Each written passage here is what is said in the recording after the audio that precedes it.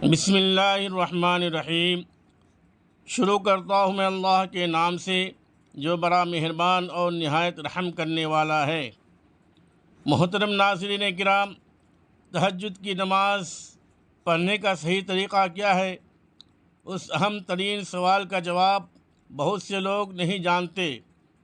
اکثر لوگ تہجد کی نماز پڑھتے تو ہیں، لیکن ان سے چند ایسی غلطیاں سرزد ہوتی ہیں جن کی اسلام میں انتہائی ضروری ہے۔ آج کے اس تفصیلی گفتگو میں ہم ان تمام پہلوؤں کا نہایت گہرائی سے احاطہ کریں گے کہ تہجد کی نماز کی نیت کیسے کریں گے، تہجد کی نماز میں سورہ اخلاص کتنی بار پڑھنی ہوتی ہے، 8 مرتبہ، 6 مرتبہ، 4 مرتبہ یا پھر 2 مرتبہ، کیا تہجد میں کوئی اور سورت پڑھ سکتے ہیں یا نہیں، کیا تہجد کے لیے سونا لازمی ہے اور ضروری ہے یا نہیں، بغیر سوئے بھی ہم تہجد کی نماز پڑھ سکتے ہیں، تہجد کی نماز کا وقت کب شروع ہوتا ہے اور کب تک رہتا ہے، اس کا سب سے افضل وقت کون سا ہے، اور تہجد کی نماز کی کتنی رکعتیں ادا کی جا سکتی ہیں، یہ تمام تر باتیں اور باریکیاں میں آپ لوگوں کے ساتھ شیئر کرنے جا رہا ہوں۔ اس لیے آپ نے اس ویڈیو کو بالکل بھی نظر انداز نہیں کرنا ہے، کیونکہ انشاءاللہ اس سے آپ کو بہت کچھ سننے کو ملے گا اور آپ کی بہت ساری علمی غلط فہمیاں بھی دور ہو جائیں گی۔ تہجد کی نماز دراصل بہت ہی فضیلت اور برکت والی نماز ہے، جس کے بارے میں نبی کریم صلی اللہ علیہ وسلم کے ارشاد گرامی کا مفہوم ہے کہ فرض روزوں کے بعد سب سے افضل روزہ محرم کا روزہ ہے، اور فرض نمازوں کے بعد سب سے افضل نماز رات کی نماز ہے، یعنی جس طرح نفل روزوں میں سب سے افضل محرم کا روزہ ہے، اسی طرح نفل نمازوں میں سب سے افضل نماز تہجد کی نماز ہے۔ اس لیے ہمیں چاہیے کہ تہجد کی نماز ضرور ادا کریں، کیونکہ اس سے اللہ رب العالمین کا قرب حاصل ہوتا ہے اور خالق کائنات کو یہ نماز بہت زیادہ پسند ہے۔ یاد رکھیے کہ تہجد کی نماز کا وقت خاص طور پر قبولیت کا وقت ہوتا ہے، جس میں اللہ رب العالمین دعائیں قبول فرماتا ہے۔ نبی کریم صلی اللہ علیہ وسلم نے ارشاد فرمایا کہ رات کے آخری حصے میں اللہ رب العالمین آسمانی دنیا پر اپنی رحمتیں نازل فرماتا ہے، اور اللہ کی طرف سے یہ اعلان عام کیا جاتا ہے کہ ہے کوئی مجھ سے مانگنے والا کہ اپنے گناہوں کی بخشش مانگے اور میں اس کے گناہوں کو بخش دوں، ہے کوئی مجھ سے رزق کا طالب کہ میں اسے رزق عطا کر دوں، کوئی بیماریوں سے شفا مانگنے والا کہ میں اس کی بیماریاں دور کر کے اسے تندرستی دے دوں۔ چونکہ یہ وقت قبولیت کا ہوتا ہے، اس لیے ہمیں چاہیے کہ ہم تہجد کی نماز کی پابندی کریں اور کوشش کریں کہ سعادت حاصل کر سکیں۔ تہجد اہمیت اس قدر زیادہ ہے کہ اللہ تبارک و تعالیٰ نے قرآن پاک میں بھی اس کا ذکر فرمایا۔ ارشاد باری تعالیٰ ہے، اور رات کے ایک حصے میں اس قرآن کے ساتھ تہجد پڑھے، یہ آپ کے لیے زائد عبادت ہے، قریب ہے کہ آپ کا رب آپ کو مقام محمود پر فائز کر دے۔ اس آیت کریمہ سے واضح ہوتا ہے کہ تہجد کی نماز بندے کو اس کے رب کے بہت قریب کر دیتی ہے۔ یہ وقت ہوتا ہے جب دنیا سو رہی ہوتی ہے، ہر طرف خاموشی ہوتی ہے اور بندہ تنہائی میں اپنے مالک کے سامنے، اپنے رب کے سامنے جھکتا ہے۔ اس نماز کی جڑیں تقوی اور خلوص میں پیوست ہے۔ یہ صوفیہ اور صالحین کا طریقہ رہا ہے۔ اللہ تبارک و تعالیٰ کے پیارے بندے راتوں کو اپنی آرام دہ بستروں کو چھوڑ دیتے ہیں تاکہ اپنے خالق کی بندگی کر سکیں۔ تہجد کی نماز سے دل کو سکون ملتا ہے، چہرے پر نور پیدا ہوتا ہے اور انسان کے معاملات زندگی میں برکت آتی ہے۔ جو شخص تہجد کا عادی ہو جاتا ہے، اسے کائنات کی ہر شے سے بے نیازی حاصل ہو جاتی ہے، کیونکہ اس کا تعلق کائنات کے مالک سے براہ راست جڑ جاتا ہے۔ اب آئیے اس بات کرتے ہیں کہ تہجد کی نماز کی نیت کیسے کریں گے۔ در حقیقت نیت دل کے پختہ ارادے کا نام ہے، زبان سے زبان سے الفاظ ادا کر کے نیت کرنا نہ تو نماز کے فرائض میں سے ہے اور انہیں واجبات میں سے، البتہ اگر کوئی زبان سے الفاظ کہہ لے تو بہتر ہے، لیکن اگر نہ کہے تو کوئی گناہ نہیں۔ اور ایسا ہرگز نہیں ہے کہ جب تک آپ زبان سے الفاظ ادا نہ کریں تب تک آپ کی نماز یا نیت نہیں ہوگی، بلکہ اصل نیت وہی ہے جو آپ نے دل میں پختہ ارادہ کر لیا کہ میں تہجد کی نماز پڑھ رہا ہوں، اور بس اتنا ہی کافی ہے۔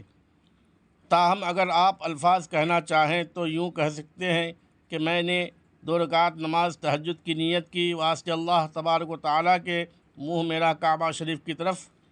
پھر نیت کرنے کے بعد آپ نماز شروع کریں گے۔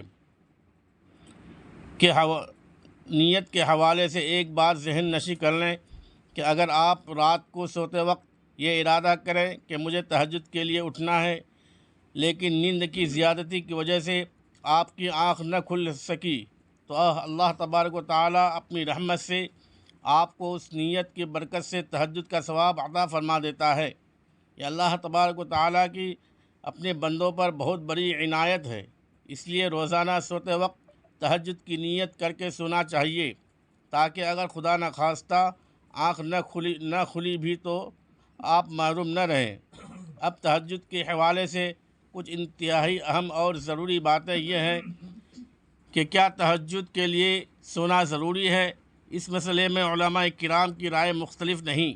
بعض علماء فرماتے ہیں کہ اس کے لیے سونا شرط نہیں ہے، جبکہ بعض فرماتے ہیں کہ اس کے لیے سونا ضروری ہے، کیونکہ لغوی اعتبار سے نیند سے بیدار ہو کر پڑھی جانے والی نماز ہی تہجد ہے۔ لیکن جو علماء سونا ضروری قرار نہیں دیتے وہ بھی یہی کہتے ہیں کہ افضل اور بہتر طریقہ یہی ہے کہ سو کر بیدار ہونے کے بعد تہجد کی نماز ادا کی جائے۔ تاہم اگر کسی کو نیند نہیں آتی یا وہ کسی وجہ سے سویا نہیں ہے، تب بھی اگر وہ وقت میں نماز پڑھ لیتا ہے تو اللہ رب العالمین اسے تہجد کا ثواب ضرور عطا فرمائے گا۔ فقہا کے نزدیک تہجد کا لفظ وجود سے نکلا ہے، جس کے معنی نیند کو ترک کرنے کے ہیں۔ پس عشاء کے بعد پیروی میں سو کر اٹھنا ہی سب سے اعلیٰ عمل ہے۔ اب تو ملے گا ہی، البتہ سنت مطہرہ کی پیروی میں سو کر اٹھنا ہی سب سے اعلیٰ عمل ہے۔ اب بات کرتے ہیں کہ تہجد کی نماز کا وقت کب شروع ہوتا ہے اور کب تک رہتا ہے۔ تو واضح رہے کہ جب آپ نے عشاء کی نماز کے 4 فرض ادا کر لیے تو آپ کے لیے تہجد کا وقت شروع ہو گیا، اور رات کے کسی بھی حصے میں آپ نیند سے بیدار ہو کر تہجد ادا کر سکتے ہیں، جبکہ اس کے آخری وقت طلوع فجر تک ہے۔ یعنی جیسے ہی فجر کی نماز کا وقت شروع ہوگا تہجد کا وقت ختم ہو جائے گا۔ اس کا سب سے افضل وقت رات کا آخری حصہ ہے، جو سحری کا وقت کہلاتا ہے، کیونکہ اس وقت اللہ تبارک و تعالیٰ کی خاص رحمتیں نازل ہوتی ہیں، جیسا کہ پہلے حدیث پاک کے حوالے سے بیان کیا گیا۔ رات کے 3 حصے کیے جائیں تو آخری حصہ سب سے زیادہ بابرکت ہے، کیونکہ اس وقت سائلین کی پکار سنی جاتی ہے اور گنہگاروں کی بخشش کا پروانہ لکھا جاتا ہے۔ اگر آپ رات کے 2 بجے یا 3 بجے بھی کرتے ہیں تو یہ بھی تہجد کا وقت ہے، لیکن فجر کی اذان سے آدھا گھنٹہ پہلے کا وقت سب سے نورانی وقت ہوتا ہے۔ اس کے علاوہ تہجد کی نماز کے لیے وضو کا تازہ ہونا بھی نور علی نور ہے۔ اگر کوئی شخص عشاء کے وضو سے ہی تہجد پڑھے تو جائز ہے، لیکن نیا وضو کرنا زیادہ ثواب کا باعث ہے۔ اب تہجد کے رکعتوں کی تعداد کے بارے میں جان لیں کہ آپ تہجد کی نماز 2 رکعت، 4 رکعت، 6 رکعت، 8 رکعت یا 12 رکعت بھی پڑھ سکتے ہیں، کیونکہ نبی کریم صلی اللہ علیہ وسلم سے یہ تمام تعداد ثابت ہیں۔ اگر وقت زیادہ ہو تو 8 یا 12 پڑھ لیں، اور اگر وقت کم ہو تو صرف 2 رکعت پڑھ لینے سے بھی تہجد کا ثواب مل جائے گا۔ حضور پاک صلی اللہ علیہ وسلم کا عام معمول 8 رکعت کا تھا، لیکن آپ کی زندگی میں مختلف مواقع پر مختلف تعداد بھی رہی ہے۔ بہتر یہ ہے کہ انسان اپنی ہمت کے مطابق، کیونکہ اللہ تبارک و تعالیٰ کے نزدیک وہ عمل زیادہ پسندیدہ ہے جو مستقل کیا جائے، خواہ وہ تھوڑا ہی کیوں نہ ہو۔ اگر آپ روزانہ 2 رکعات بھی پڑھتے ہیں تو اسی پر ثابت قدم رہیں۔ یہ بہت بڑی بات ہے۔ آپ ایک بڑی غلط فہمی میں ہیں کہ سورہ اخلاص کتنی بار پڑھنی ہے۔ بعض لوگ سمجھتے ہیں کہ پہلی رکعت میں 8 بار، دوسری میں 7 اور پھر ترتیب وار کم کرتے ہوئے پڑھنا ضروری ہے، حالانکہ یہ نفل نماز ہے اور اس میں سورہ اخلاص کی ایسی کوئی تعداد متعین یا فرض نہیں ہے۔ آپ ہر رکعت میں محض 1 بار سورہ اخلاص پڑھیں گے تب بھی نماز ہو جائے گی، اور اگر آپ سورہ اخلاص کے بجائے قرآن مجید کی کوئی بھی دوسری صورت پڑھنا چاہیں تو بھی نماز بالکل درست ہوگی۔ بعض لوگ یہ سمجھتے ہیں کہ لمبی صورتیں یاد نہ ہوں تو تہجد نہیں ہوتی۔ یہ سراسر غلط ہے۔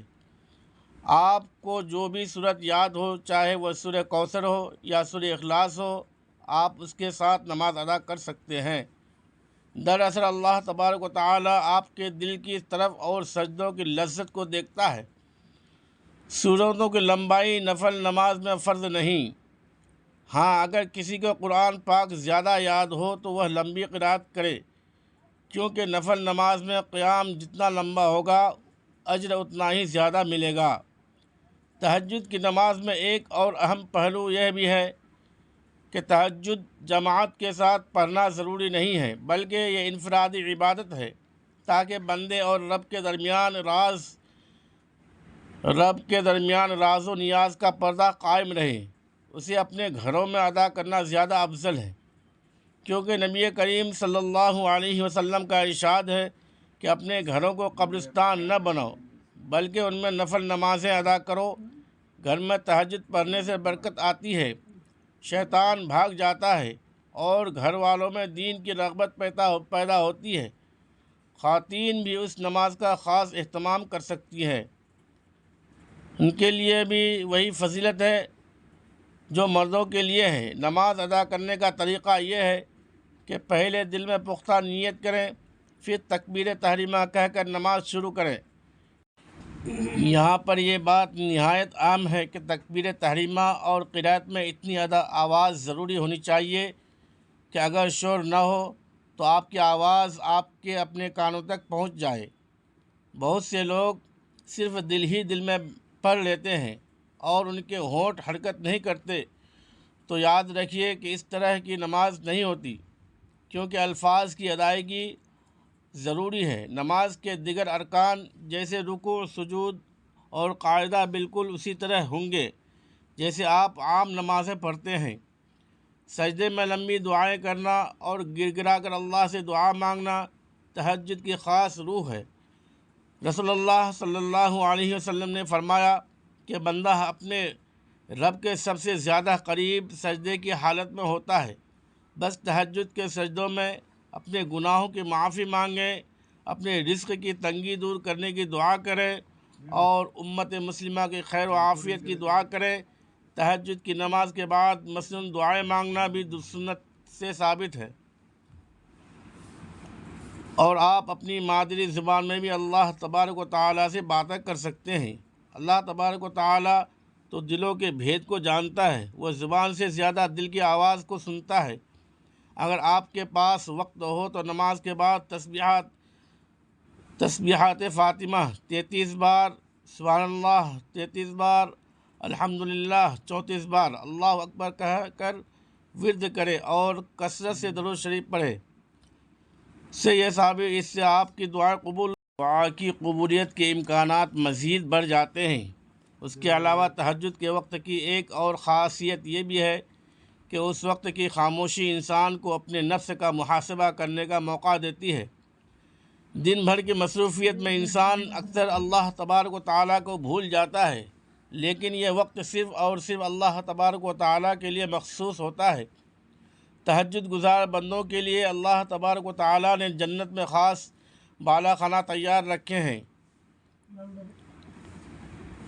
باہر کا حصہ اندر اور اندر کا حصہ باہر سے نظر آتا ہے۔ جب صحابہ کرام نے پوچھا یہ کن کے لیے مخصوص ہے تو آپ صلی اللہ علیہ وسلم نے فرمایا یہ ان کے لیے ہے جو نرم گفتگو کرتے ہیں، کھانا کھلاتے ہیں اور راتوں کو جب لوگ سو رہے ہوں تو اللہ تبارک و تعالیٰ کے سامنے نماز پڑھتے ہیں۔